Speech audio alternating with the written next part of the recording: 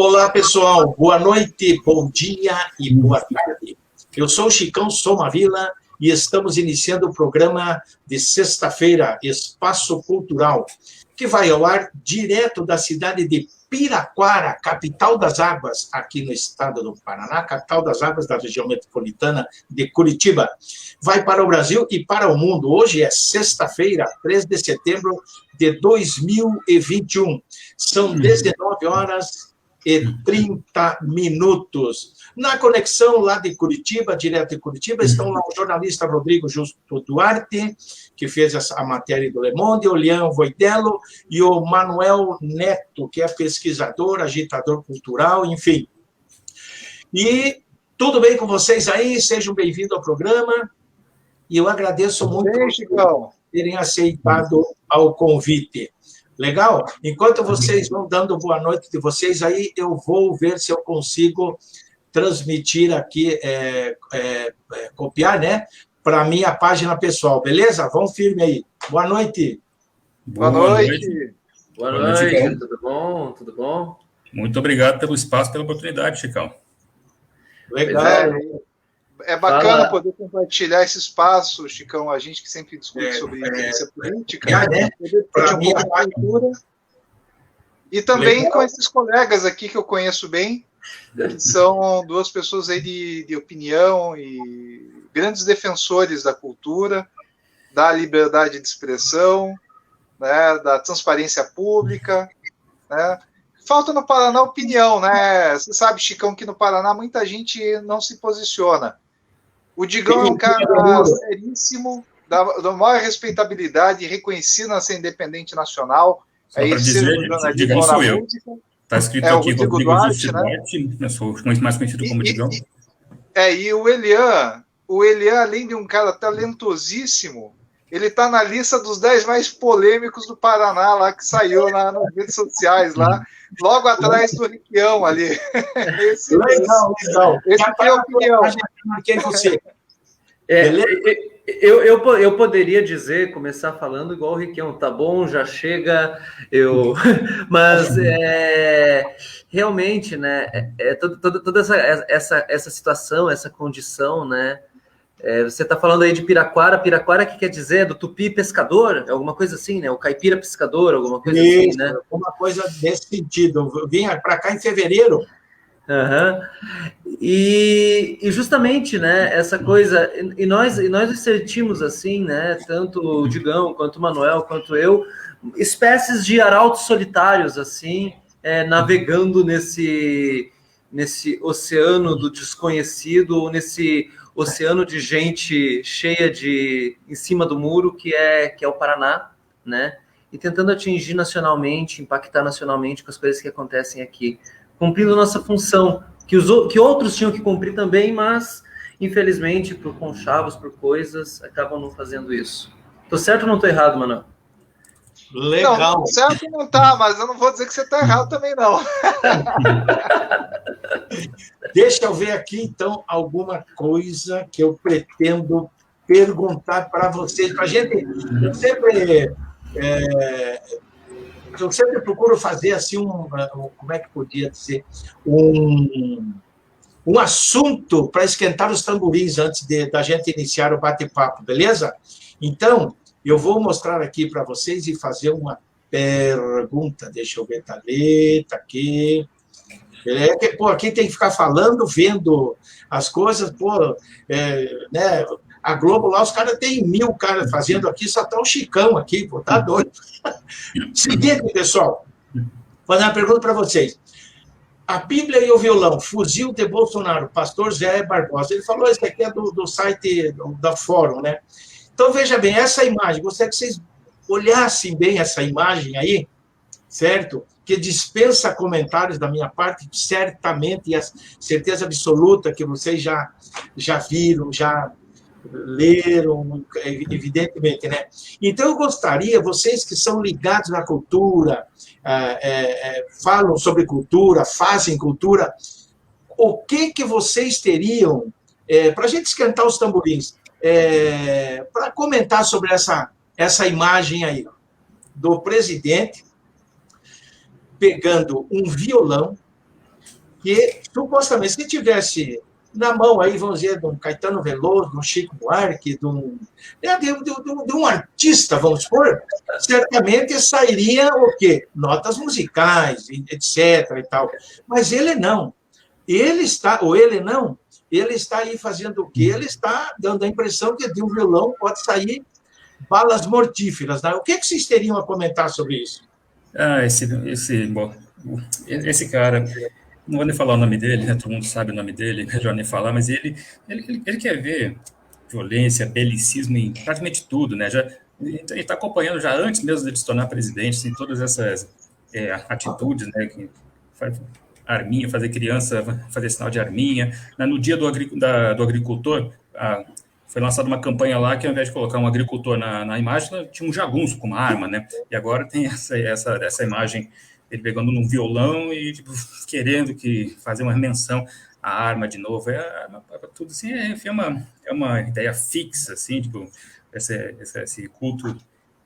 Podia ser um culto ao belo, que a de cultura tem muito, mas é o culto ao bélico que ele está fazendo, né? Agora, legal. É um culto ao falo, né? Como tem os pagodes lá na Tailândia, né, que tem todos aqueles falos gigantescos, assim, eu acho que a ausência de um pensamento crítico ou qualquer outra coisa faz com que isso... Porque, veja bem, a gente tá tendo do outro lado do mundo lá a retomada dos talibãs, que é um movimento de direita financiado pelos Estados Unidos na década de 80 para combater os soviéticos, que são os caras totalmente doidos, né, que fazem uma visão completamente deturpada de uma das culturas mais lindas do mundo, que é o islamismo. E aqui no Brasil a gente vê a mesma coisa com uma ala evangélica, porque a gente não pode colocar todos os evangélicos dentro dessa ala, fazendo uma leitura completamente deturpada daquilo que viria a ser o cristianismo, associando a Bíblia à bala, né? E tudo isso tem a ver com aqueles ruralistas, né? O Brasil é um país que sempre investiu em ideias erradas, né? Foi o último país ocidental a se desfazer da escravidão, a acabar com a escravidão. Sempre investiu na monocultura, e essa monocultura da soja, que está aí alimentando porco chinês, porque não é celeiro do mundo, alimenta porco na China, a soja. É o exemplo de um Brasil que não se deixou industrializar. E ele pega um violão de fabricação nacional, Rosine, e faz uma coisa dessa. Então, sei lá, né? Eu vou dizer assim, eu vou começar dizendo o seguinte, eu tenho muitas críticas à esquerda. Muitas críticas à esquerda. Eu tenho até um pouco de medo de algumas coisas da esquerda, mas eu não tenho nojo. Nojo eu tenho da direita. Então eu queria, esses caras adoram compartilhar fake news, eu gostaria que pegasse esse trecho aí e no teu condomínio de merda, seu bolsonarista, compartilha isso, eu tenho um nojo desse cara. Manoel, olha, eu complementando, Chicão, eu queria dizer o seguinte, depois de concordar aí com tudo que os meus amigos falaram, a situação começa assim, já dá para chamar o Freud? Né? Então, a primeira coisa, assim, aquele símbolo mesmo, já dá para chamar o Freud. Eu até fiz uma brincadeira, eu coloquei o Ed Van Halen usando uma guitarra como seu órgão sexual numa rede social, peguei outros guitarristas e coloquei ele do lado. A diferença é que os outros caras ainda tocam uma guitarra, né? Mas ele não consegue produzir nada. Não existe ali nenhum discurso, não existe subjetividade, né? Sobra fundamentalismo e a deturpação de tudo que é belo, de tudo que é artístico, de tudo que que o humano sabe produzir, criar, ele transforma na questão da morte. Né? E aí entra de novo a psicanálise, mas aí, né, não a questão do falo, mas a questão do desejo de morte. Né? Isso é pulsão de morte. E a morte é o antagonismo da vida. Isso todo mundo sabe. Mas a arte é o que produz o discurso. Ela produz os sujeitos. A criatividade, a cultura, segundo Jacques Lacan, é o que desenvolve o ser humano. Então, ali é um problema de desenvolvimento humano. São sujeitos todos, é um exército de travados com uma incapacidade subjetiva. Né? São deficientes subjetivos. E aí expressam esse tipo de simbolismo. Perfeito, perfeito. Vamos aí, deixa eu ver aqui quem que está nos acompanhando aqui, deixa eu ver.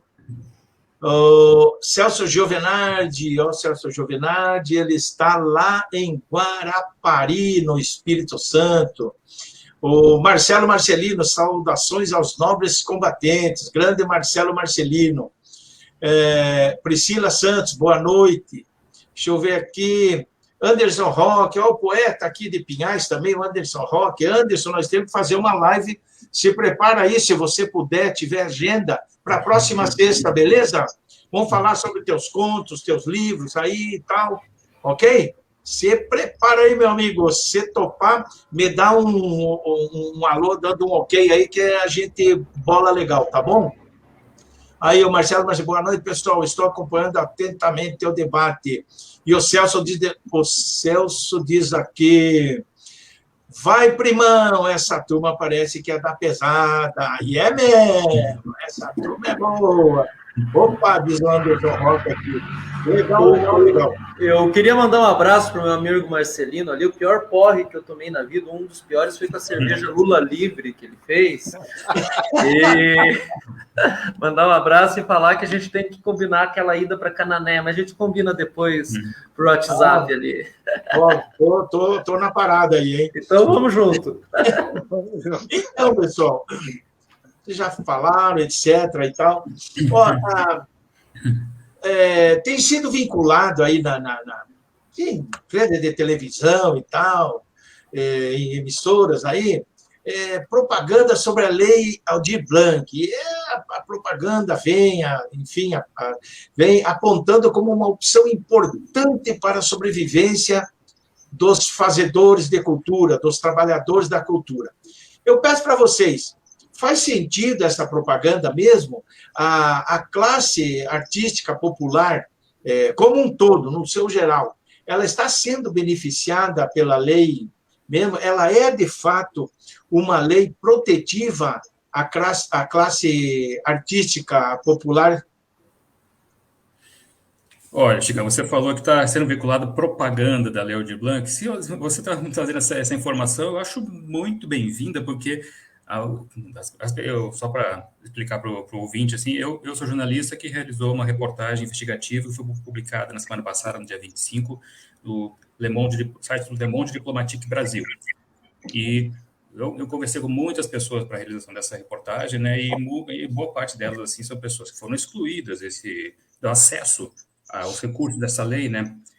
Muitas vezes o pessoal que está lá na ponta, né, periféricos, né, e muitos diziam que não ficaram sabendo, ou ficaram sabendo tardiamente, ou quando ficaram sabendo, isso foi através de um grupo de WhatsApp dos amigos, aí alguém que indicou assim, você tem perfil para participar e tal.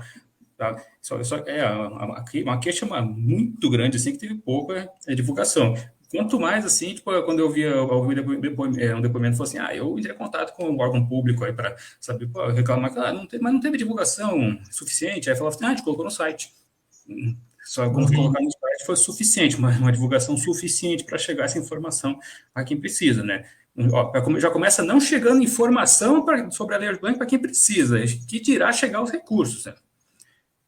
Digão, eu queria te complementar que é isso. Infelizmente, teve até reportagem nacional mostrando aí deputado falando da lei, né? Mas não é bem explicado. E, infelizmente, o que resulta, Chicão, é que, como não é bem explicado, para o artista popular, para quem toca num bar, um músico, para quem é trabalhador do ramo do entretenimento, para quem faz artesanato, eles olham aquilo e pensam que aquilo ali é uma espécie de crepúsculo dos deuses, que aquilo ali é para os artistas, que é para os famosos, que aquilo ali é para quem é reconhecido, expõe no MON, entendeu? Para quem participa de mostras de cinema internacional aqui, que é premiado, eles ficam achando isso. Por quê? Porque não é esclarecido que o trabalhador da cultura é todo aquele que atua em qualquer um dos elementos da cadeia produtiva desses vários setores. E aí, como não é explicado, apesar da importância da lei, existe uma contrariedade. Os depoimentos, os números, dizem que a maioria não teve acesso. Então é importante, é muito importante. Num momento de pandemia, de crise, em que a pessoa não pode, quem lida com espetáculos, ou que atua com artesanato e que depende do turismo, né, faz um artesanato lá de uma tradição indígena, né, ou caiçara, ou do quilombola, ele parou o comércio dele, ou aquele que lida com espetáculos. Não interessa se é do teatro, do show, se é do barzinho, é tudo a mesma coisa, são trabalhadores da cultura. Então, como ele não sabe, e é tudo muito complicado, ele acaba não acessando. E foi o que aconteceu. Então, o que começou a chegar ainda, os movimentos sociais e reclamações em listas e grupos, no final do ano passado, é que está difícil, não é para mim, o gestor municipal aqui disse que eu não tenho direito a concorrer, outros dizendo assim, não, mas isso daí eu sou aqui da cultura popular, isso daí é para quem faz disco, né? Isso é para quem faz teatro, então não é para mim, né? Então o pessoal foi mal informado, realmente só saiu um site aqui do governo do estado, e infelizmente depois o resultado, pela burocracia exigida, além de tudo certidões negativas, exigência de mérito, de currículo, imagina, pedir para uma pessoa que está passando necessidade que ela apresente certidões municipais, estaduais e federais. Isso é um absurdo. 5 certidões. 5 certidões, é verdade, você tem razão, Digão. Numa pandemia, o pessoal já está devendo, vai ter que tirar certidão, enfim. E olha, no final das contas, até a própria Jandira Fegali, numa live, ela que ajudou a criar a lei, quando ela ficou sabendo disso durante a live, que aqui no Paraná foi exigido isso, ela falou no meio da live, não, mas aí não pode. Ela reclamou ao vivo, nós temos esse vídeo. Então, é uma situação que é muito importante, a crise do setor é gigante, são dezenas de milhares de pessoas paradas só no estado do Paraná, tinha montantes interessantes de recursos, aí 77 milhões, e, ao mesmo tempo, nós tivemos aí um número muito baixo de atendidos, e aí a gente tem todo o saldo social negativo para discutir ao longo do debate. Legal. Eu queria falar um pouquinho sobre isso também, porque toda a movimentação e aquilo que se entende por classe artística em Curitiba, tem um algoritmo em Curitiba, né, que vai pelo Bom Retiro, desce Anilo Peçanha, passa obrigatoriamente pelo Largo da Ordem, até aquela Madonna de costas lá para o nosso prefeito, que é tão sensível à arte, né, mas põe uma Madonna de costas para a catedral, enfim, passa pelo Teatro Guaíra e chega no máximo até a PUC, até o Rebouças, ou seja, não sai da zona da matriz. O que a gente tem convencionado, assim, e isso não é uma coisa nossa, apenas nós, que existe, na verdade, uma grande panelinha em Curitiba. No interior do estado é chamado de cercadinho de Curitiba. Mas eu entendo como panelinha de Curitiba, porque basta olhar desde quando foi feita a inauguração, mais ou menos, do Conservatório de MPB, que o nome já diz, conserva, né? Até os dias atuais, quem são as listas privilegiadas pelo mecenato. Então, a gente vai ver boa parte das pessoas que foram agraciadas pela Lei Aldir Blanc ali dentro. Mas existe uma Curitiba, deixa eu só concluir, que é completamente marginalizada, que são esses habitantes dessa cidade que estão afora, porque Curitiba ainda reproduz esse modelo econômico da ditadura, ou seja, tudo para o centro, para o artista do centro, e 1.900.000 curitibanos marginalizados, mais ou menos. Então é isso que a gente tem, o cara que mora lá na Cachimba e faz o artesanato dele, o cara da graxa, ou o artista de faxinal ali do centro do estado, o quilombola, a bordadeira, o artista circense, todos esses são marginalizados. E eu tô com eles, eu não tô com esse pessoal aí que fica babando regra no centro de Curitiba, que já fez coisa de menos e nos encheu as paqueras demais até hoje. Eu só queria discordar que eu acho que não é bem a panela de Curitiba, eu acho que o termo que alguns usam, panela dos editais de cultura, é melhor. E veja, quando a gente fala panela dos editais, não pense que aqui tem alguém que é contra a cultura. Aqui são defensores de direitos humanos, de arte e de cultura. Não tem ninguém aqui da direita querendo demonizar aquela banda de bolsonarista. Não, nós estamos querendo popularizar a cultura para que todos tenham direito. Eu só discordo do termo panelinha de Curitiba, Eliane, pelo seguinte: o pessoal do interior pensa que todo curitibano é beneficiado. A gente tem que passar o recado claro para o pessoal lá. Não, mas não é, claro que não é. Nós vemos essa panela e a maioria em Curitiba também é prejudicado. Então é uma panela de editais bem central, porque o rapaz aqui que faz hip hop aqui no Fazendinha, ele também não tem acesso. Exatamente. Se os Beatles fossem de Curitiba, no máximo estariam passando fome sem poder tocar no Climary hoje. É isso. É isso. Isso. Deixa eu mostrar para vocês aqui, ó. Vou aproveitar mostrar aqui do meu blog, que tivemos a autorização aí do jornalista, né, através aí do meu blog, o blog do Chicão Sumavila. Nós reproduzimos a matéria, reportagem investigativa, expõe crise do setor cultural durante a pandemia e irregularidades na lei Aldir Blanc. Está na íntegra a matéria, e aqui fala e tal, e aqui embaixo a gente coloca, né, isso aqui e tal, que a pessoa pode ver tudo, né, os interessados podem acessar todos os assuntos aqui, crise da cultura, impossibilidade de trabalhar, trabalhadores de possibilidade de trabalhar, aqui a excessiva burocracia, muitas profissões aí ficaram de fora, enfim, né? Só para dizer que quem tiver interesse, por favor, só acessar também, além, evidentemente, deixa eu voltar aqui, do jornal Le Monde, Diplomatique Brasil, né? Tem aqui também no blog do Chicão Somavila, na íntegra, a matéria, que eu agradeço muito a oportunidade de poder ter divulgado na sua íntegra. Beleza? E vamos para frente, que nós temos vários assuntos aqui para puxar, né? E vocês falaram agora, né, por exemplo, que os artistas e membros de comunidades distantes, eles não têm lá um fácil acesso aos recursos oferecidos pela lei Aldir Blanc, né? E já aproveito pedindo aqui qual que é a avaliação que pode ser feita em relação à aplicação da lei no estado do Paraná. Então, duas numa. As comunidades, os artistas, os fazedores de cultura, trabalhadores da cultura de comunidades distantes, com difícil acesso, como é que fica o acesso, enfim, deles, para que eles tirem também, aproveitem, sejam beneficiados, sejam incluídos nessa lei, né? E a avaliação que vocês fazem da aplicação da lei aqui no Paraná. Quem que se habilita?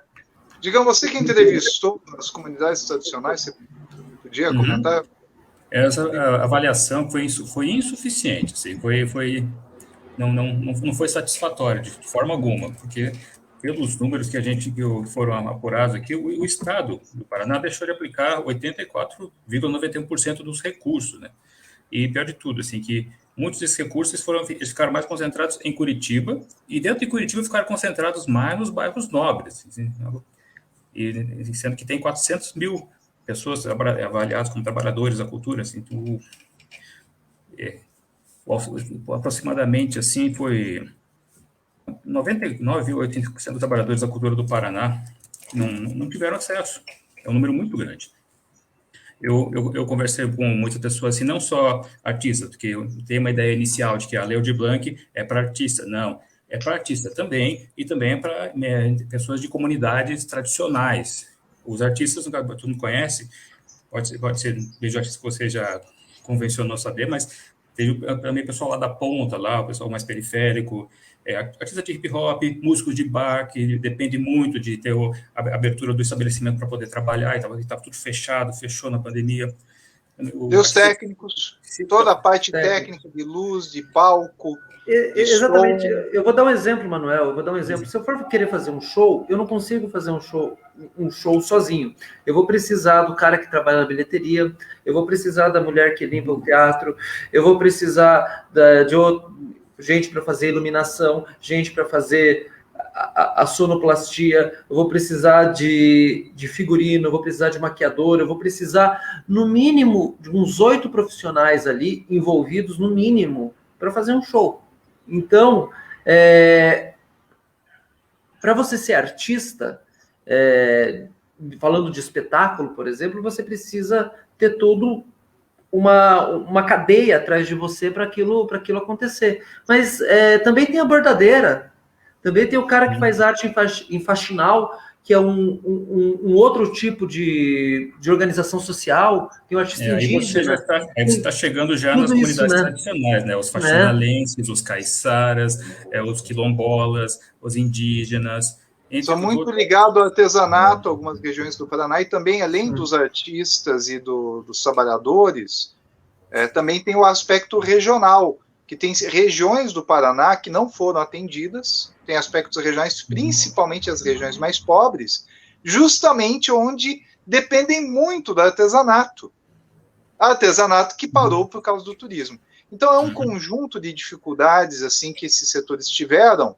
Por exemplo, na avaliação aí que o Rodrigo fez relacionada aos números, eu complemento a avaliação no sentido da dificuldade que esses setores tiveram.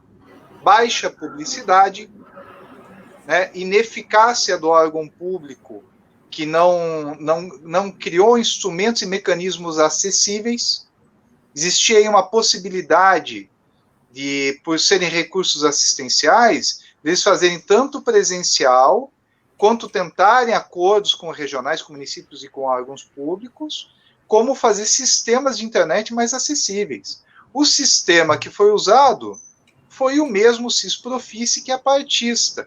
Você tem que ir lá preencher teu currículo, mandar o currículo bonitinho para Padrão Belas Artes. Padrão Belas Artes, desculpem meus amigos formados em Belas Artes, não é nada contra vocês. Mas isso numa situação de emergência, com uma verba que era social, assistencial para todos, é um padrão elitista. É um padrão que a maioria não dispõe. Aí se criou um critério estruturante que a estrutura não permite o acesso à política. Aquilo que, por exemplo, movimentos de identidades, principalmente indígenas e negros, ciganos, falam de racismo estrutural, Chicão. Veja, até uma pena que hoje, infelizmente, nossos amigos indígenas, ciganos e negros que estão citados na matéria do Rodrigo, o Rodrigo convidou.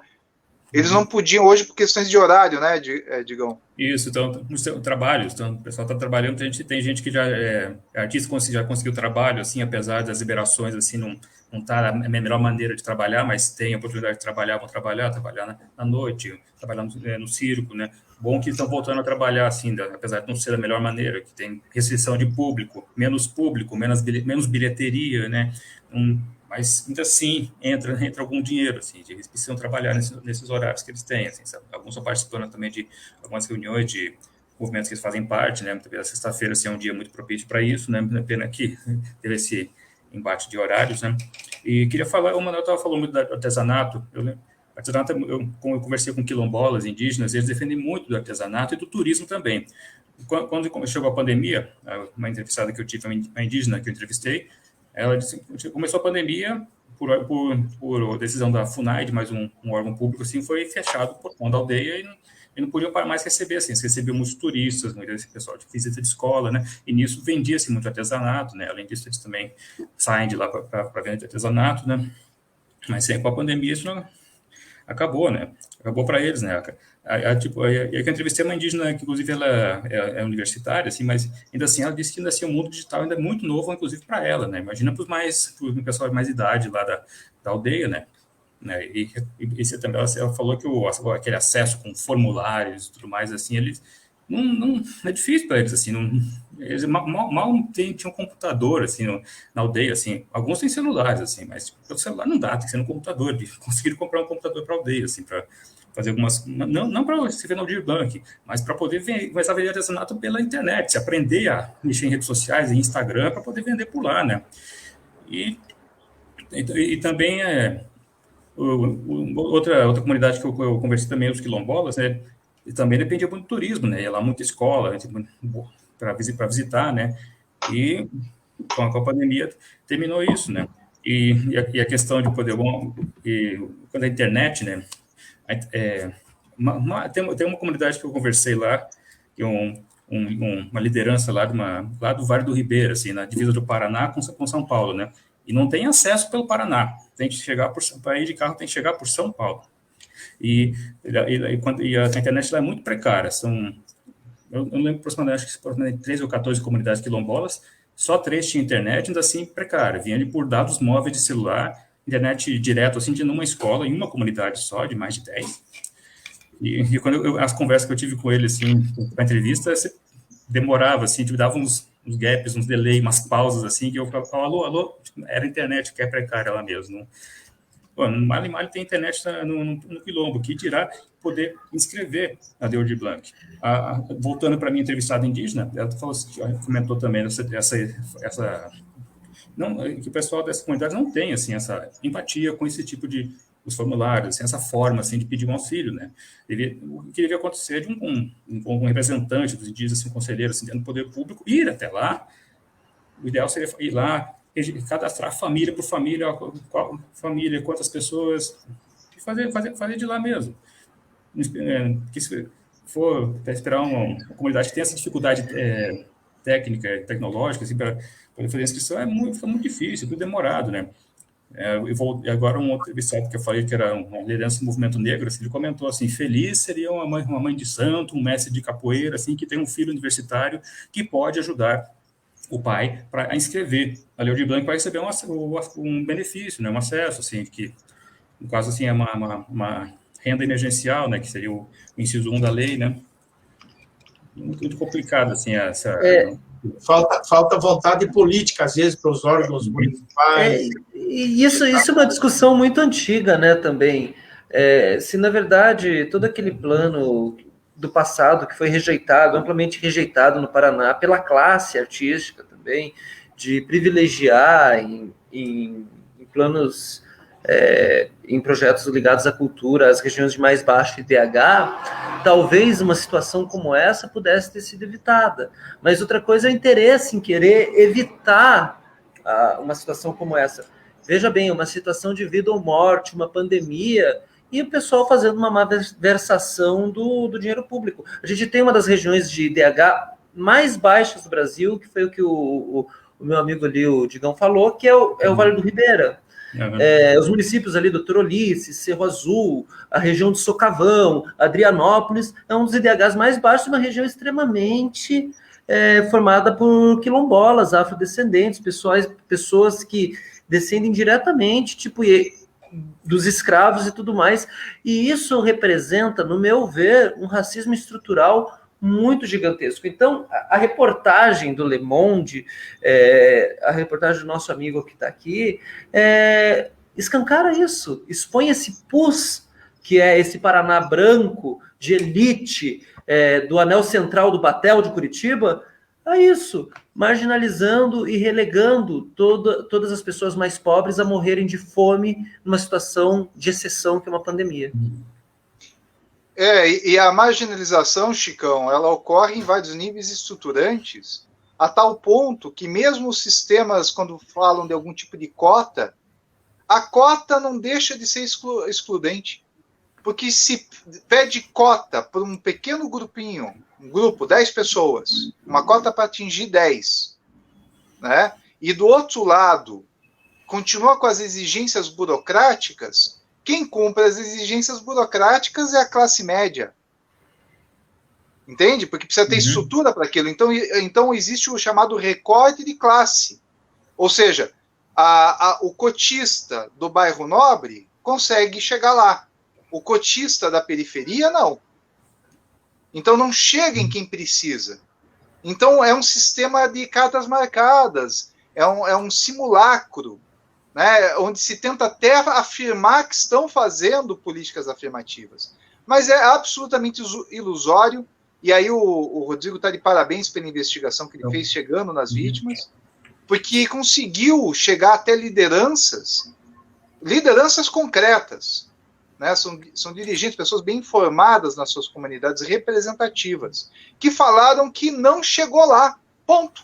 Não chegou no hip hop, não chegou no movimento negro, não chegou nos ciganos, não chegou nos indígenas, não chegou nas comunidades quilombolas, não chegou nas comunidades de famílias tradicionais de circo, não chegou em quem mais precisou. Perfeito, perfeito. Deixa eu tenho... Sim, Chicão, antes de você continuar, tudo poderia ter se resumido ao que o Manuel disse. Não chegou a quem precisou, mas a gente precisa da chancela, de um Le Monde e a velha sina curitibana e paranaense, de uma coisa precisar vir de fora, para o que está sendo discutido aqui dentro ser ouvido, para finalmente o Rodrigo conseguir ser ouvido, o Manuel conseguir ser ouvido, e quem está falando disso ser ouvido. Isso vem sendo repetido há anos, não é? A Lei Aldir Blanc é uma anedota apenas disso. Chicão. Pois não, fique à vontade. Quanto a essa questão do acesso, se teve alguns casos que eu fiquei sabendo de facilidade de acesso, porque tem que ter um cadastro, mínimo que seja, mas tinha que ser mínimo, para facilitar, tinha que ser mínimo, tipo, nome, RG, CPF, alguma coisa bem pouca, assim, sabe? Até endereço nem precisava ter, porque tem artista que é nômade, artista de circo, cigano, tem muito que é nômade, não tem endereço, né? Então, exigências que não pode ter. Eu até fiquei sabendo, assim, que de um entrevistado meu que é do circo, assim, que está parado lá com o circo dele em Venceslau Braz, né?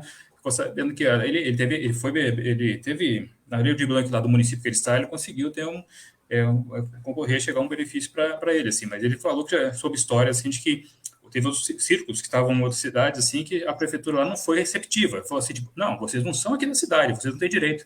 Não, é uma lei federal, não tem esse negócio de ser restrito para aquela cidade.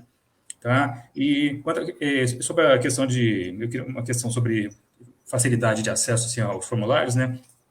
Eu fiquei sabendo de alguns casos que foram bonitos, né? Tipo, a gente está falando só de coisa tenebrosa, assim, coisa ruim assim, que aconteceu, mas teve alguns casos bons, assim, por exemplo, eu conversei com um músico lá de Foz do Iguaçu, ele comentou assim que ele foi lá, a prefeitura de lá, na aplicação da Lei Aldir Blanc, eles chamaram voluntários para ajudar pessoas que não tinham muita essa empatia, essa afinidade com o formulário, para ajudar a preencher.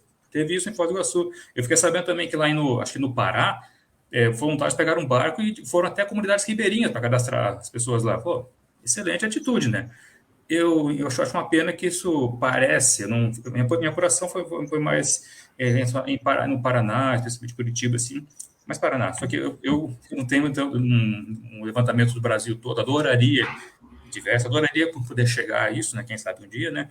Mas ver se atitudes como essa concluir que eu não gostaria que elas fossem exceção, que elas fossem regra. Mas acho que não é isso que... Olha, Rodrigo, tem o caso mais grave, que eu acho que é o que tem deixado todos indignados, de testemunhos dados dentro de reunião do Conselho Estadual de Cultura, onde o conselheiro fala que tinha conselheiros estaduais e municipais ajudando pessoas no cadastro, e a gente ficou feliz com essa notícia, mas daí ele fala ao vivo, durante uma reunião do Conselho Estadual de Cultura, que esses conselheiros estavam pedindo 20% de comissão, estavam pedindo uma comissão para os artistas carentes, que não sabiam fazer, para preencher os formulários.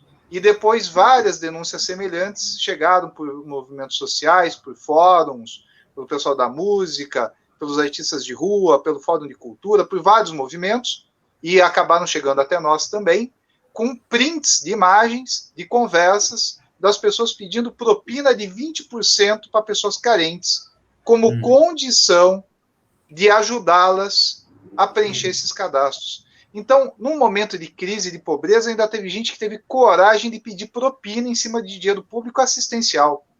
Se os caras aí no governo federal estão pedindo propina para vacina que salva vidas, né?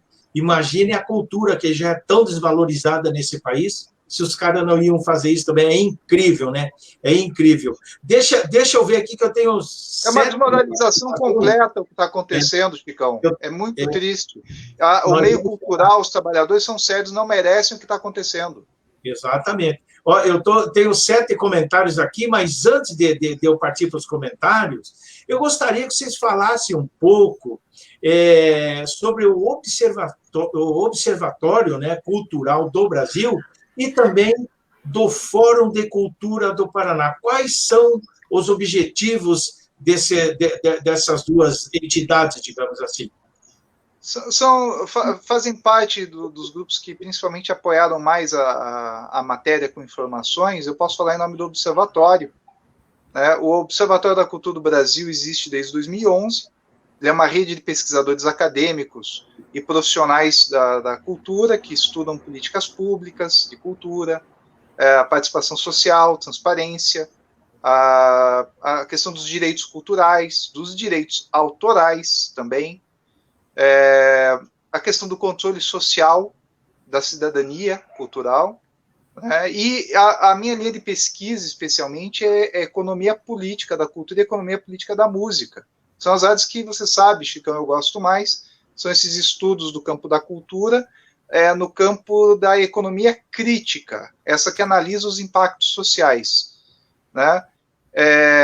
E todos nós e vários outros colegas participamos de todos os demais movimentos, inclusive tem uma confusão acontecendo, porque numa das reuniões do fórum eu fui um dos indicados para encaminhar alguns dos documentos para o Ministério Público, alguns órgãos, me indicaram, disseram, Manuel, você é pesquisador, você sabe protocolar e enviar papel, então se vira, ajuda aí. Aí fiquei eu encaminhando. Então, aí começaram a achar que eu era coordenador, presidente do fórum, né, alguma coisa assim. Né? Mas eu sou como todos os outros, mais um membro. Não sei se você quer complementar do fórum, Elian. Não, até quem sugeriu isso fui eu mesmo. Eu sugeri... é verdade, você que na indicou. Verdade, eu indiquei da votação foi ele. Eu indiquei... Ele disse, olha, eu voto no Manuel. Eu sugeri ser tripartite, né? E as investigações se deram, acabou dando entre duas pessoas, depois o Manuel acabou segurando a onda até o final, né? E é isso, o fórum, na verdade, é uma coisa que existe há anos e que deveria ser um instrumento utilizado. Mas tinha 10 colaboradores, né? Mas no envio dos papéis eu que tinha que assinar, né? Exatamente. Daí fica como as pessoas tentando colar a ideia do fórum, que na verdade é um instrumento da classe, né? Para que consiga se chegar e se discutir, na verdade, tudo que vem acontecendo na cultura no estado do Paraná, não só no estado do Paraná, mas no Brasil, mas principalmente com viés aqui dentro. Muita gente, né, desse cercadinho acabou querendo atribuir a figura do Manuel como sendo o fórum, né, mas existem centenas, até milhares de pessoas lá dentro do fórum que estão interessadas, assim, em discutir a cultura do Paraná. E eu digo mais, assim, essa panelinha, esse cercadinho é a minoria.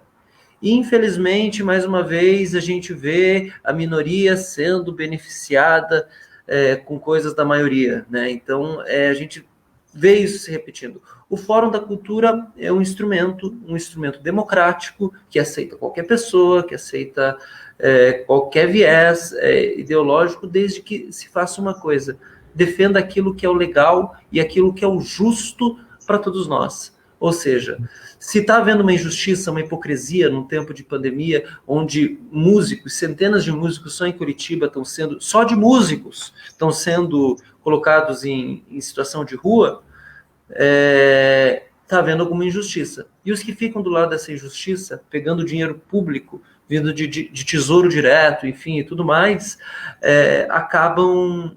enquanto o companheiro, o parceiro, o colega está morrendo de fome, não tem uma outra coisa de dizer que é não desumano. Então, todos esses que atribuíram ao fórum a figura do Manuel são, no fundo, figuras desumanas e que eu repelo e repudio, são pessoas vomitativas com quem eu não quero o mínimo de interação a partir de hoje, porque pessoas morreram na espera desse dinheiro que ficou com eles. É uma situação extrema que a gente vive aqui, e eu, como artista, como músico, como operário, e tendo que lidar com bastante pessoas dentro do meu círculo de trabalho que estão passando por dificuldades, e tendo que falar sobre isso, eu não tenho outra coisa a dizer que a hipocrisia desse cercadinho de Curitiba em querer atribuir ao Fórum da Cultura do Paraná apenas a figura do Manuel e querer colocar o Manuel como um franco atirador, um lobo solitário, né? Alguém assim, um Muhammad Atta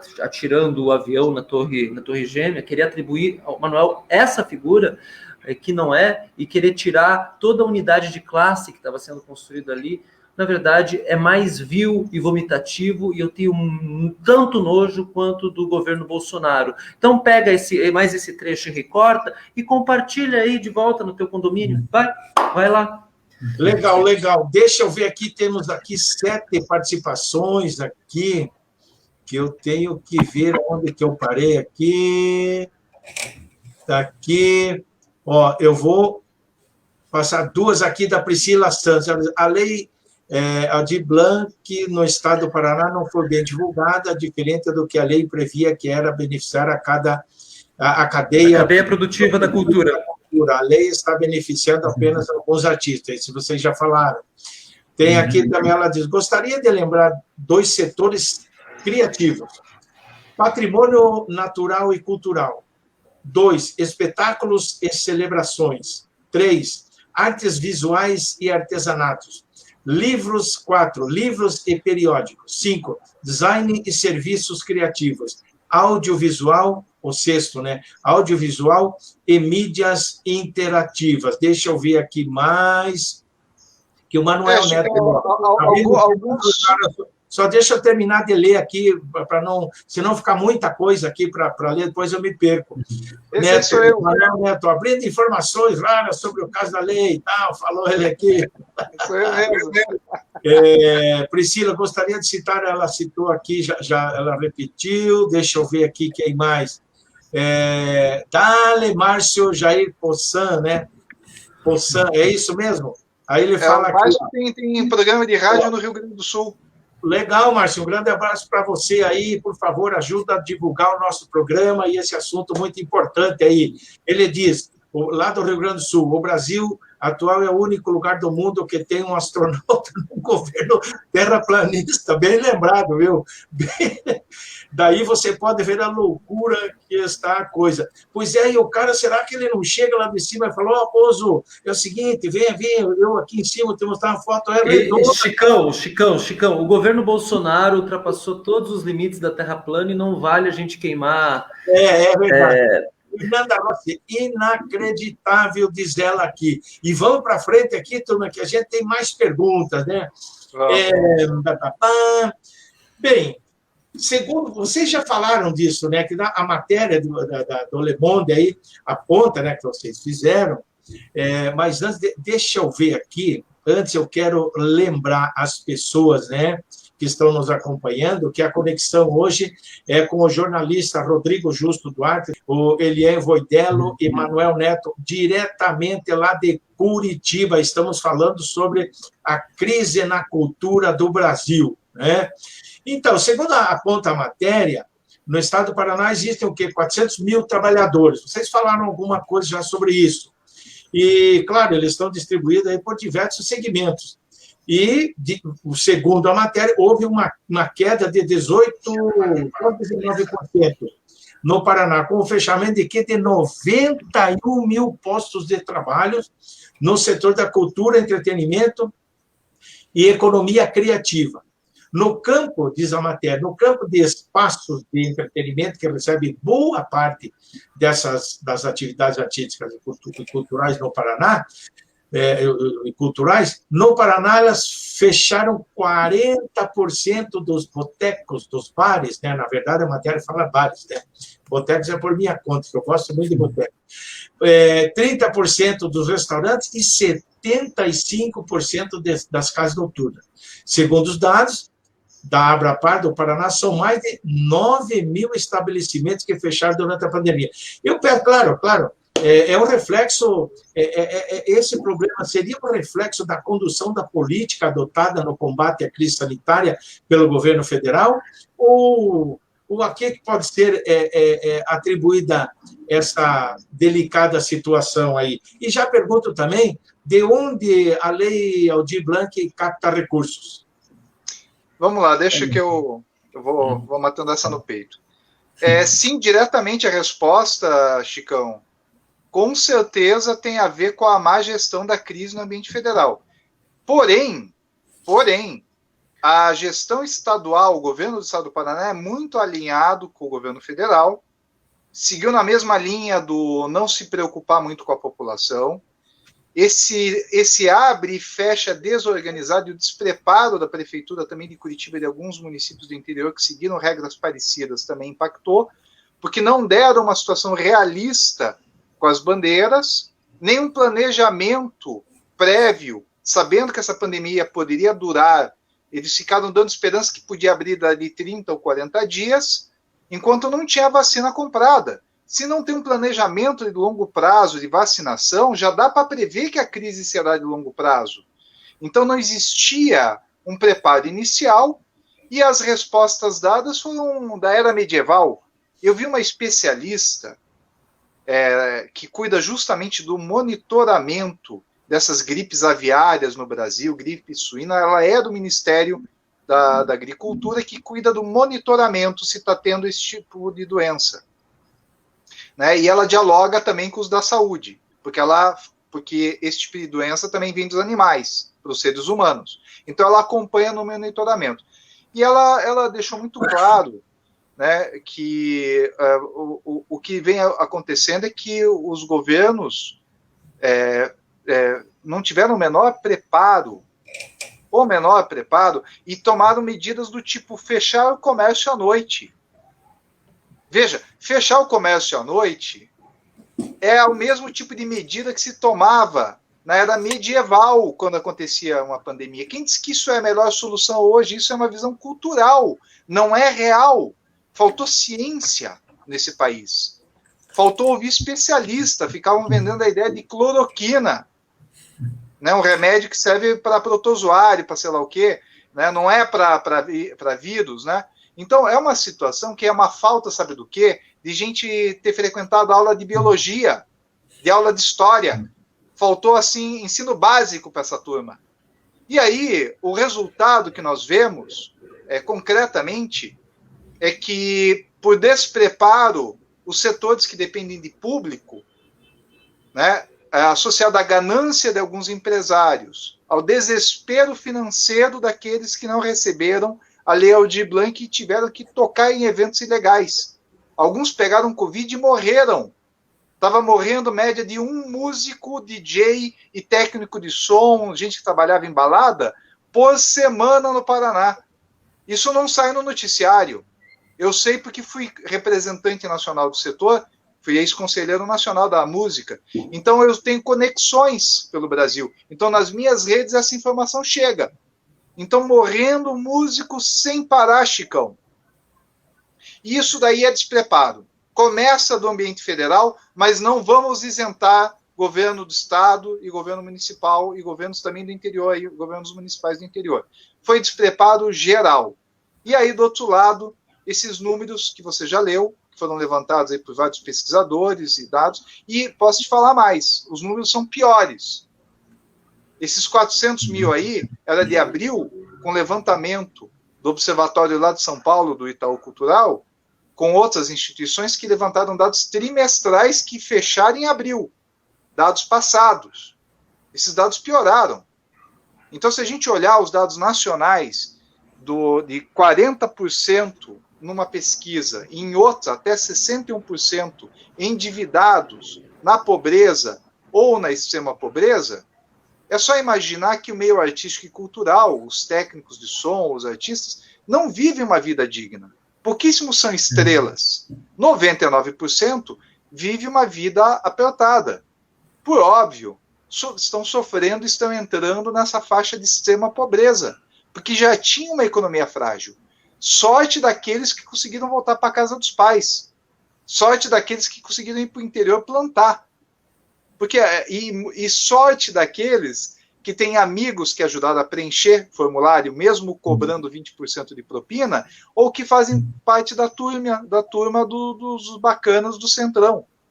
Porque esses ainda conseguiram um dinheirinho micho de Lei Aldir Blanc, porque a maioria nem isso. E aí é que a gente revela essa dor, essa pobreza, esse dolo coletivo. Detalhe, dolo coletivo do qual órgãos públicos, nem os que foram premiados, reconhecem. Eles chegam ao ponto de dizer que todo mundo recebeu o dinheiro da Lei Aldir Blanc. Veja, são 400 mil trabalhadores no Estado da cultura, certo?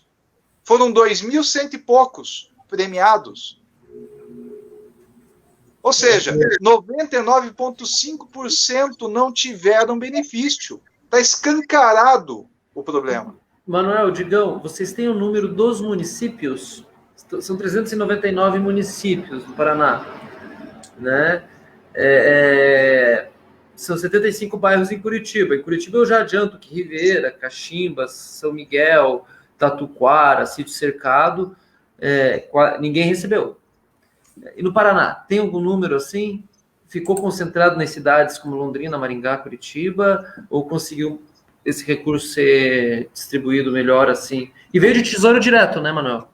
Não é Tesouro Direto, mas ele tem que corrigir você. Você usou esse termo antes. Tesouro Direto é um investimento Não, Tesouro Direto é quando não vem do Fundo Nacional de Cultura. Ou seja, vem para assistência social, é um termo, é um jargão. De guerra.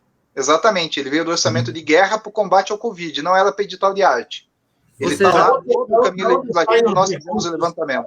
A gente poderia dizer, desculpa, só para concluir, a gente podia dizer que esse dinheiro ele deveria ser distribuído pela superintendência, ou seria uma coisa de ação social? Eu acho que teve um erro, acho que realmente o recurso deveria ter sido distribuído diretamente para assistência social. Mas aí aproveitaram, emendaram com a questão da lei do Plano Nacional de Cultura, do sistema, forçaram a barra para distribuir por ali, e o resultado parece precário no Brasil inteiro. Tem estados até que gastaram 100% do recurso, mas foi por terceirizado. Deram para ONGs, e daí a classe diz que o dinheiro também não chegou neles. E no caso do Paraná, um pouco mais da metade dos municípios se cadastraram. Destes, nem a metade receberam recursos, e dos que receberam recursos, boa parte não gastou o recurso e devolveu. Eu ainda estou esperando o tal do relatório da Superintendência Estadual de Cultura, que não nos responde e não confirma os dados. Eu estou esperando os dados, mas se os dados do Ministério do Turismo estiverem corretos, no Paraná, talvez uns 50 municípios gastaram o dinheiro. E o dinheiro ficou concentrado 80% em Curitiba. Aí alguns municípios mais estruturados, assim, com secretaria, obtiveram algum recurso e ficou na capital mesmo, nos bairros nobres, que é isso que todo mundo sabe. Sabe o que eu vejo assim? Eu faço um comparativo, o Manuel e o Rodrigo já ouviram fazer esse comparativo. O que aconteceu aqui no Paraná é o que acontece no Turcomenistão. Né, o ditador de lá, o Gurbanguly Berdimuhamedov, o que ele fez? Ele fechou todos os hospitais do interior do país e concentrou tudo na capital, que é Ascabá, e tendo que deslocar a população toda a Ascabá.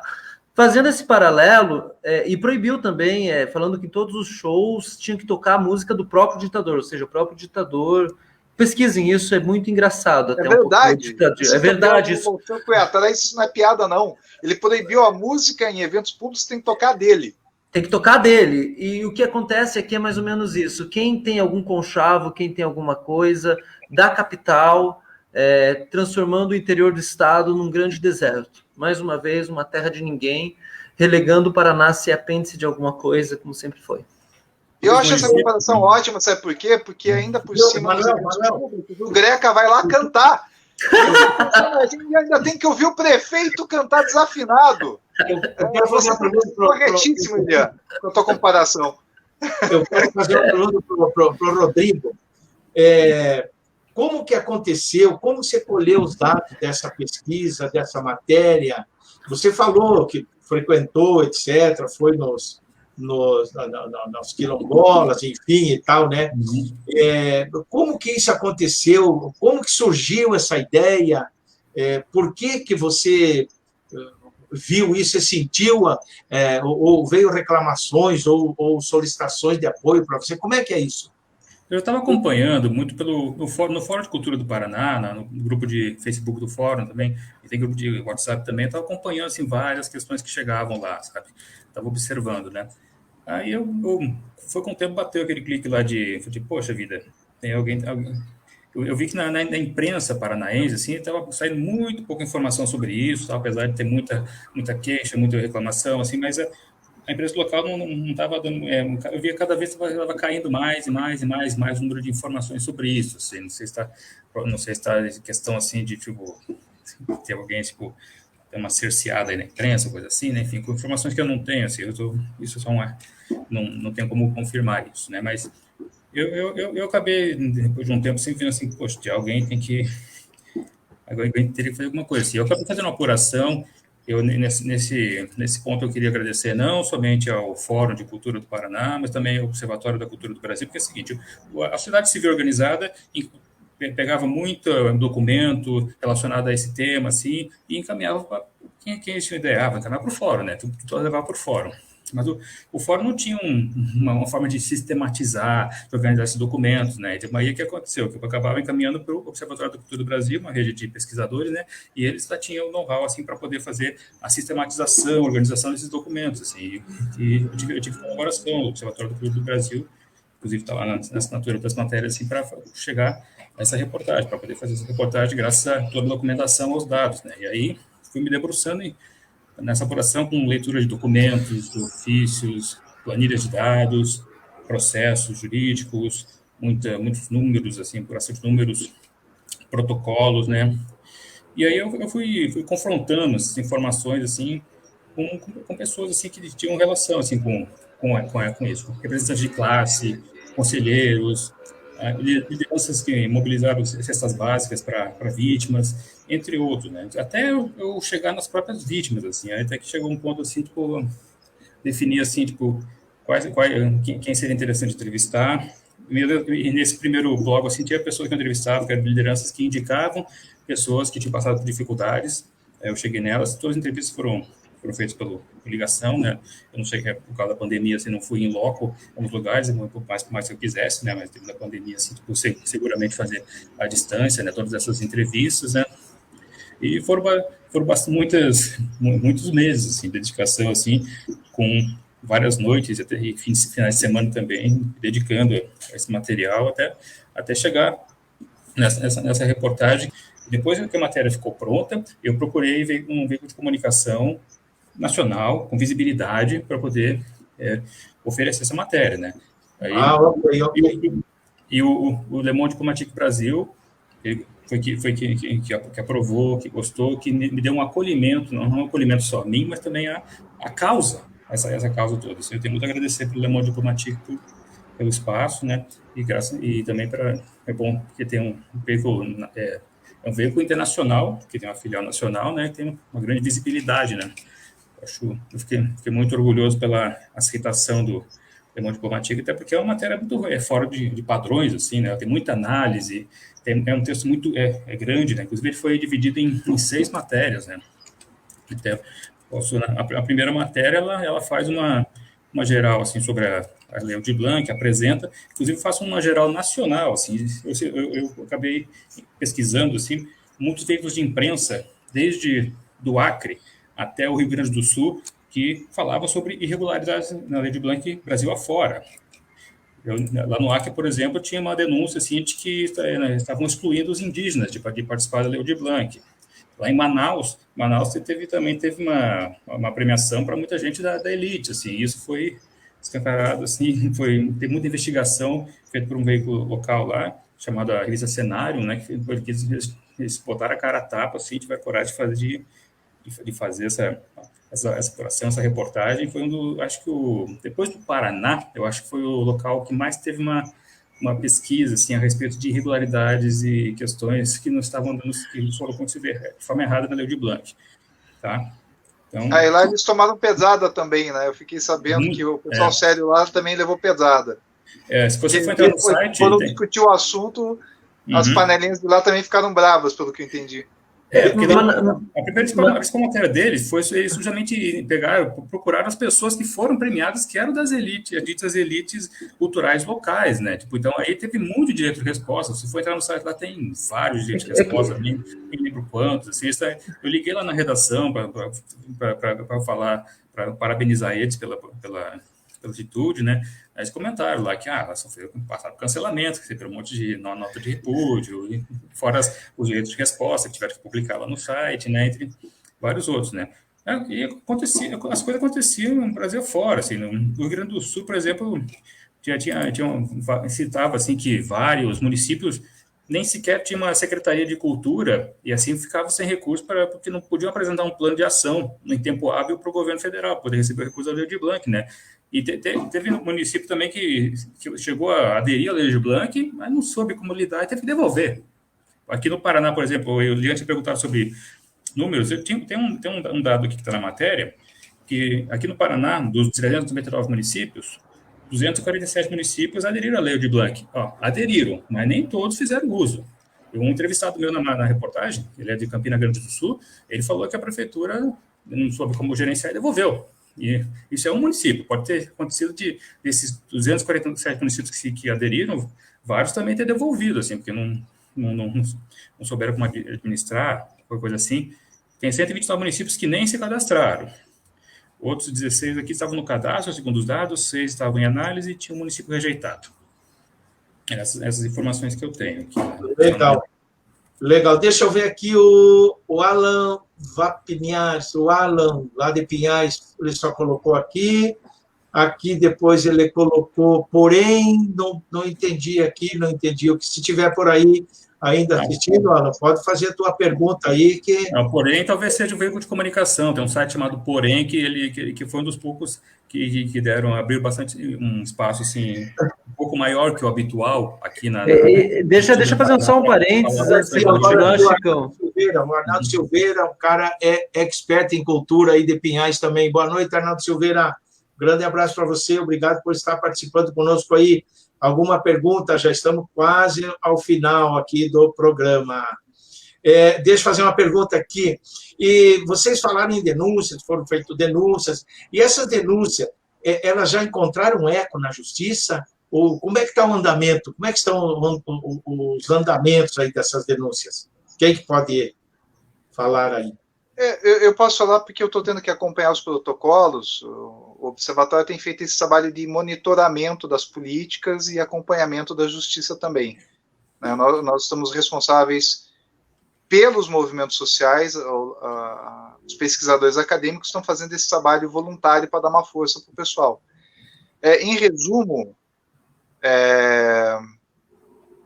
o que tem acontecido é que é mal interpretado as denúncias. Dos 40 protocolos e ofícios, a maioria não foi respondido pelos órgãos. Existe uma incompreensão das leis da cultura muito grande no meio jurídico. Dá para ver que a maioria das pessoas, especialmente dos órgãos de justiça, não dominam a legislação cultural, né? Inclusive não sabem a diferença de arte e cultura. Não sabem princípios da Convenção da Diversidade Cultural da Unesco na nossa Constituição. Né? Também não compreendem o processo licitatório da cultura, que pode passar por inexigibilidade. Né? Existe uma série de fatores, que existe um desconhecimento, a documentação é vasta, e a impressão que eu tenho é que, não vou dizer que isso é articulado, que isso é proposital, que tem alguém agindo de má fé, mas dá a impressão de uma operação abafa, aquelas coisinhas típicas da terrinha, das elites locais, não mexe nisso, sabe? Então parece que tem muita gente com má vontade, é lamentável isso que eu tenho que relatar para vocês. Os órgãos públicos não respondem direito, quando respondem não é a contento, esquivam dos assuntos, não tem relatórios, os números todos têm que ser feitos com dados extraídos de dados governamentais federais do Ministério, tem que ser extraídos, traduzidos, sistematizados, né, porque vêm dados brutos. As respostas são sempre numa negativa, como se não existissem vítimas, como não se existisse nada de errado, e ninguém pediu apurações concretas em cima de casos, por exemplo, funcionários públicos que foram premiados, o que parece no mínimo imoral, numa pandemia, a gente que está com salário em dia pegar dinheiro, sendo que tem um monte de pessoas envolvidas aí, trabalhando na área, precisando desse dinheiro, membros de comissão que participaram da elaboração das ideias dos editais serem premiados, e também casos de conselheiros premiados. Né? E também essas denúncias que nos chegaram de que conselheiros pediram propina para cadastrar artistas dentro desses sistemas. Tudo isso daí é a marcha lenta, mesmo a lei de acesso à informação, Chicão, você que é cientista político sabe o que eu estou falando, 20 dias para responder, tem perguntas feitas há 9 meses, sem respostas, e eu diria para você que, como estamos numa pandemia, e como tudo isso é urgente porque tem vítimas, é um caso de omissão gravíssima, vergonhosa, do qual eu não consigo justificar teoricamente. Eu tento analisar por princípios democráticos, por jurídicos, tento analisar por políticas públicas, é próprio da nossa formação, né, Chicão? Mas, olha, é muito difícil justificar e analisar o que está acontecendo, porque parece que falta empatia. Sabe, Manuel? O problema que está acontecendo no Brasil é um problema de empatia com a vida. Eu não consigo nem analisar o caso, só um pouquinho, ele é como um caso de democracia, de problemas de políticas públicas, como um caso de precariedade de interpretação legal, porque eu acho que tem uma má vontade política anterior, que é uma falta de empatia com a vida. E aí, como é isso, já transbordou da minha alçada, porque isso aí já é assunto para filósofo, para sociólogo, para psicanalista, e também para os advogados, porque é além dos limites da minha compreensão o que eu tenho visto. É chocante. Perfeito. Deixa o Leão Voidello falar um pouco, e eu tenho 2 perguntas aqui do Arnaldo Silveira e do Marcelo Marcelino. Tá. Não, eu só queria complementar que o Manuel falou que ele não consegue buscar na literatura, nem nisso, o que está acontecendo. Eu consigo, sim. A Revolta de Atlas, de Ayn Rand, parece que está sendo escancarada, assim. Só que eu acho que esses senhores não leram a última página do livro. Pois é, no final dá em catástrofe, né? Deixa eu ver aqui, o Arnaldo Silveira. A Lei Aldir Blanc nasceu com caráter emergencial, e porque o setor cultural de muitas cidades a encaram como licitação. Edital edita, né? Edital sempre editou. E sabe o que acontece? Eu acho que os artistas e muita gente da cena, do setor, acabou viciado em edital e viciado em verba pública, acabou se viciando. O edital, ele edita. Na verdade, o que deveria ter sido feito, deveria ter sido distribuído de uma maneira horizontal, privilegiando o Plano Nacional de Cultura, que foi proposto há quantos anos atrás, Manuel, e que o Paraná rechaçou isso. 11 anos atrás. 11 anos atrás, o Paraná rechaçou que privilegiasse as regiões do Paraná com menor IDH. As regiões das cidades com menor IDH, para daí chegar no centro. O artista do centro não precisa... O Rodrigo ergueu a mão ali? Não, estava organizando aqui o... sim. Eu queria complementar essa questão da licitação que o Arnaldo... Foi o Arnaldo... O Marcelo Marcelino. Não, deixa eu responder o Arnaldo, senão eu não consigo responder 2 perguntas. Deixa eu responder o Arnaldo primeiro. Essa questão da licitação, Chicão, o Arnaldo está corretíssimo na pergunta, porque é uma lei emergencial que tinha que chegar por meios facilitados. O gestor tem responsabilidade legal de simplificar a política. Além disso, como o orçamento de guerra simplificou o processo licitatório nesse período, por ser um regime especial emergencial, tinha que chegar pelos meios mais facilitados ao cidadão, provendo uma política pública fácil e acessível para todos. Isso é o básico. E o que nós vimos que em alguns estados e municípios, mas não todos, é que eles aplicaram a Lei 8666 de licitação sem atribuir o artigo 24, que permite a inexigibilidade de licitação, em casos quando envolve arte, quando envolve emergências, e ainda mais porque na lei de origem, na PEC 10 e no decreto 106, que diz de onde vem o recurso, já previa essa simplificação de regime, inclusive de não cobrar certidões, o regime simples de contratação. Mas tem uma coisa que chama mais atenção, que isso é o que eu chamo de critério de exclusão elitista. A superintendente falou na minha cara de que 20 mil era pouco, que a maioria não aceitaria. E eu falei, mas, superintendente, para quem está passando necessidade, milão que aparecer, é dinheiro Só que diziam que queriam editais de 20 mil. Veja, um edital de 20 mil, ele cai no critério de licitação na 8666 por causa do valor. Bastava ser abaixo de R$ 17.599, que é um bom dinheiro.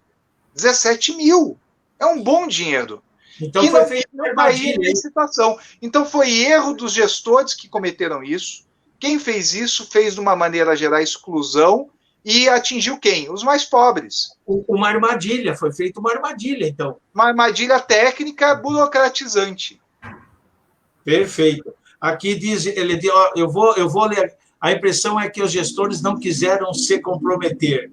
Aí diz aqui o Marcelino, torna-se necessário urgente permanecer denunciando as práticas manipuladoras e concentradoras de recursos orçamentários das políticas públicas de cultura, que, por sua natureza, já são exíguas. Pessoal, é o seguinte, nós estamos aí com 1h16, 17 minutos, foi bastante longo, deixo aqui, claro para vocês, se vocês quiserem fazer cortes, editar partes desta live, por favor, fiquem à vontade para editar e publicar onde vocês bem entenderem, aquilo que vocês acharem mais interessante, beleza? E nós terminamos o programa e eu deixo aqui para vocês fazerem aí as suas considerações finais, ó, senão a live é capaz de cair. 2 minutos para cada um, beleza? Tá bom. Chicão, muito obrigado pelo espaço, eu agradeço. Para acessar a matéria, todo mundo que está assistindo aqui conhece o blog do Chicão, lá tem o link para a matéria, vão lá, dediquem um tempo para a matéria, ela é extensa, assim, mas tem muita informação que é bastante importante, e quem souber de irregularidades, de problemas, assim, tipo, não fique em silêncio, não fique em silêncio. Denuncie, se não quiser denunciar, fale com alguma pessoa que você sabe que vai saber como lidar com isso, procure o Fórum de Cultura do Paraná, que muitas vezes muitos que passaram por isso, tipo, encaminham para lá, com um documento, alguma print, alguma questão assim que pode trazer melhoras aí para esse problema que a gente tem, né? E é isso. Muito obrigado, Chicão, pela oportunidade, pelo espaço aqui, tá? Um abraço. Valeu, um abraço. Um abraço para você, foi um prazer.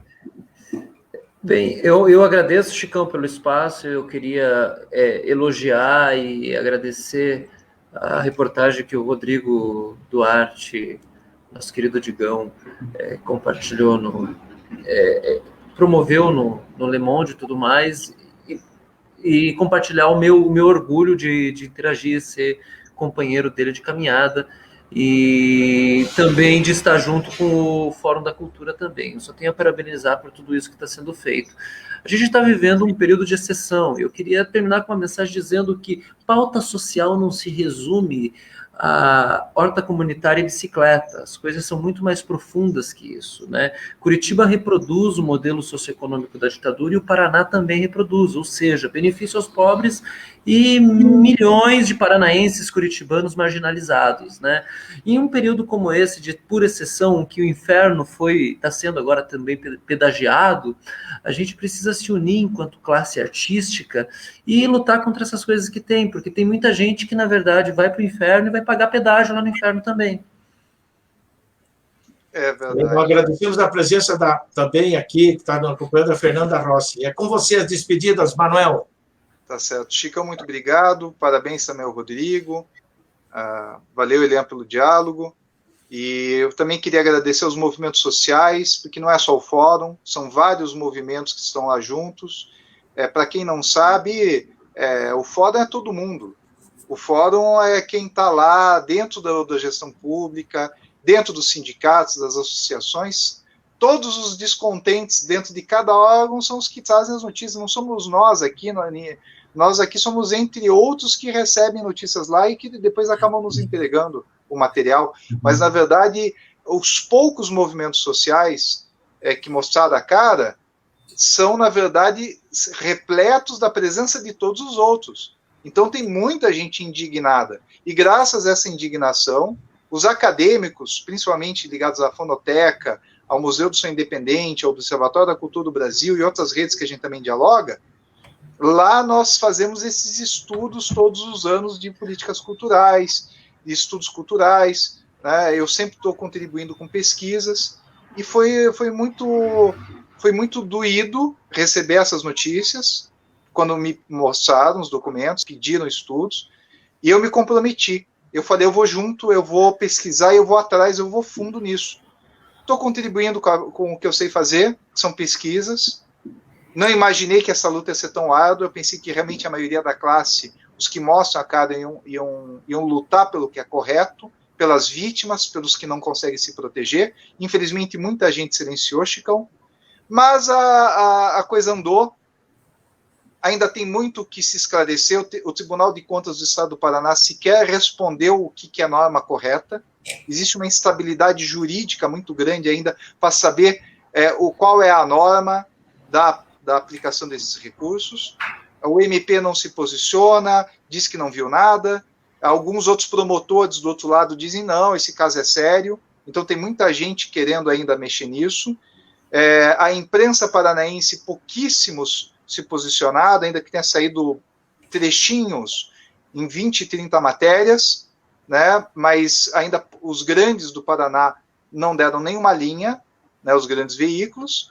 E eu diria o seguinte, para quem não entendeu o que está acontecendo, aqui nós somos de esquerda, somos humanistas, estamos defendendo direitos humanos, só que nós olhamos que os nossos colegas artistas mais reconhecidos não estavam prestando atenção nos mais periféricos, nos mais pobres, nos mais carentes, nas minorias, dando um discurso de que estavam querendo cotas, mas cota não resolve. Tem uma hora que tem que fazer uma política mais direta, mais efetiva. E o que está acontecendo no Paraná, infelizmente, são crimes de direitos humanos. Abandonaram a própria sorte os que mais precisam.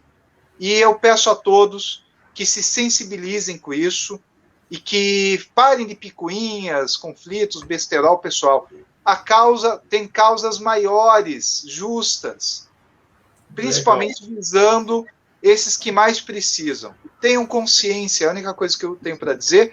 E eu quero parabenizar de novo você, Chicão, todos vocês que estão aqui com a gente, o Rodrigo, o pessoal do Le Monde, fizeram um grande trabalho jornalístico. É exemplar, olha, eu fiquei arrepiado quando eu vi o resultado da matéria.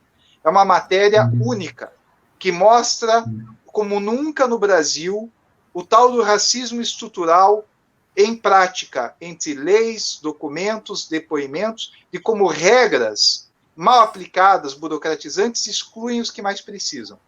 Então, todos de parabéns, e eu sigo aqui no museu, precisando de mim, querendo bater um papo por outros temas, vocês sabem onde me encontrar, Chicão, e pesquisadores, outros que queiram pesquisar esses assuntos da cultura, podem me procurar, que o Observatório da Cultura é uma rede e a gente contribui com a produção científica. Estamos aí para qualquer luta, lutas justas e humanistas. Essas lutas a gente soma. Eu já falei, mas eu sei que eu já falei, mas rapidinho. Queria só fazer um agradecimento ao Le Monde Diplomatique Brasil por toda a acolhida, a publicação da reportagem, e também a todos os meus entrevistados na reportagem, incluindo também os anônimos. Teve pessoas que eu falei que não deram nome na entrevista, tem até uma que aparece lá que tem o depoimento, mas não tem o nome, porque é uma pessoa que fez denúncia das irregularidades na sua cidade, e só que ela acabou sendo tão perseguida que me viu que foi obrigada a mudar de cidade, mudar de estado, inclusive, né? E teve outras pessoas que também eu gostaria de falar, mas não se sentem muita vontade, assim, tem medo, sim, né?